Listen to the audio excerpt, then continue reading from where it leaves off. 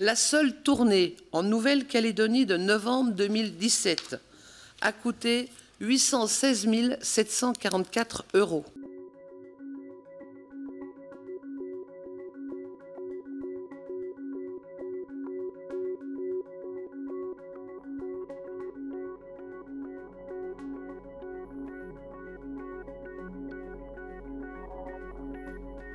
J'ai souhaité faire cette année un focus sur les dépenses du Premier ministre et de son cabinet.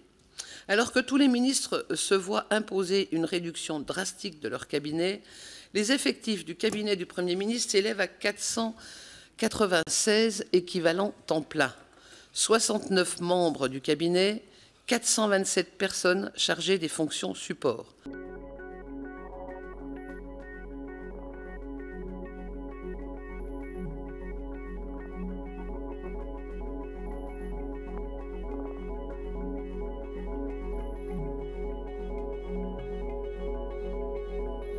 Les dépenses de personnel sur le programme 129 s'élèvent à 19 millions d'euros, alors qu'elles ne comprennent que la moitié des effectifs, les autres personnels étant mis à disposition par différents ministères. Ils sont répartis dans 5 hôtels particuliers du 7e arrondissement de Paris, dont les dépenses hors loyer atteignent 4,4 millions d'euros par an. À cela s'ajoutent des frais de représentation, 70 000 €, des frais de déplacement, 4,1 millions d'euros, dont 3 millions pour les vols ETEC.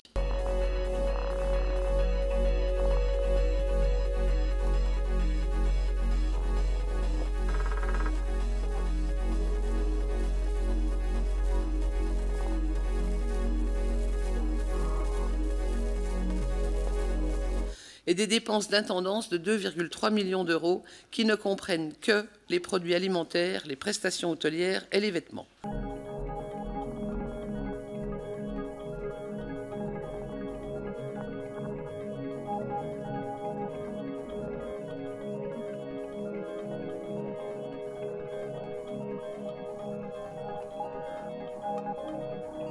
La seule tournée en Nouvelle-Calédonie de novembre 2017 a coûté 816 744 €.